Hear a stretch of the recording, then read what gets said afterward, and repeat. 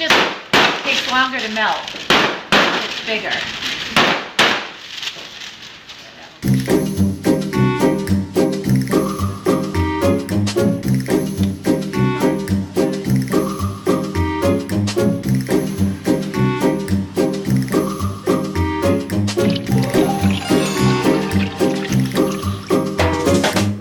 Simply Divine Brownies is a company that bakes gourmet brownies. We are a little bit over 4 years old, and we're a group of women doing everything we can to make sure we tickle your taste buds.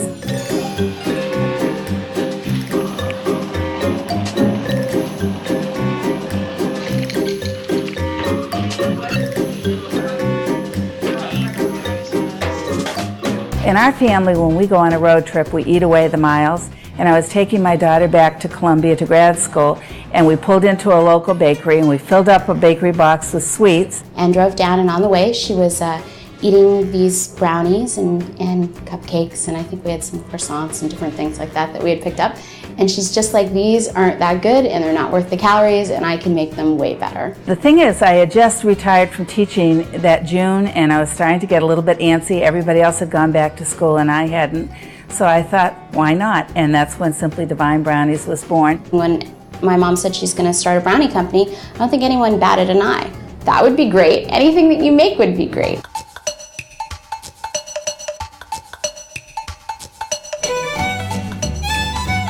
Blueberry brownies, cinnamon brownies, turtle brownies. My goodness. That first year, we opened right before Christmas, and we became the Cabbage Patch Kids of Maine. It was just a phenomenon. Everybody wanted to get the brownies, and we couldn't keep up with it. We were baking out of our kitchens. Do you have any of those now? You make none? 2 months later, she called me and said, I need to grow this business and I can't bake, and try and make sales calls and do all the paperwork, so could you help me with the baking? And we knew nothing about baking at all, or nothing about wholesale. I didn't even know you could buy wholesale chocolate. We used to trudge over to the local supermarket and fill up carts with Ghirardelli chocolate.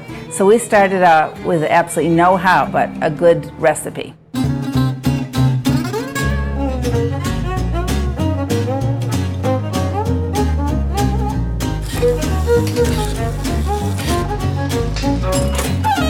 When I started this business, I thought if I put in $1,000, I'd be all set. Obviously, I had no idea what it would take. People think, well, I have a great idea, I'll go to the bank and they'll lend me some money. That isn't true. You need to have collateral. So what we did really early on was we went to the state of Maine, and we applied for a lot of different grants. Here in Maine, we have the Maine Manufacturing Extension Program. They came and worked with us and helped us set up a lot of our safety procedures and a lot of productivity things like that we would have never known. I advise anybody who wants to start a small business to go to their local Chamber of Commerce and find out where SCORE is located. I started out taking their workshops. I realized that a good idea wasn't enough, and I understood that I had to find out how I was going to be different from my competition. Then we should put peanut butter brownie there.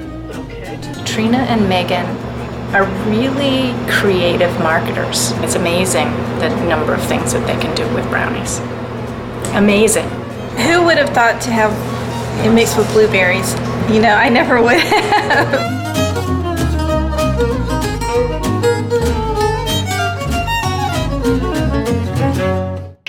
I just got an email the other day from somebody who said they wanted to bake brownies in their town, and they wanted to know if they'd be able to take a paycheck of about $800 a month after 2 to 3 weeks. And I have still not taken a paycheck. Every single cent the company makes goes back into the company. We take a lot of risks, and we are willing to do it because we know that together it's a group of brilliant women. I'm sure we can find a way to make it succeed. This business is the best thing that could happen to me, because at this point I have a lot of retired friends. I'm 61 years old, and I could be spending my days sitting by the lake reading and having adventures with my friends, keeping my house clean, doing things like that. There is no way I would have the amount of energy now, never mind in 10 years, that she has to devote to this company. I don't know. I go to bed at night trying to figure out what I'm going to have, and the next morning I wake up and I have an idea and I go with it.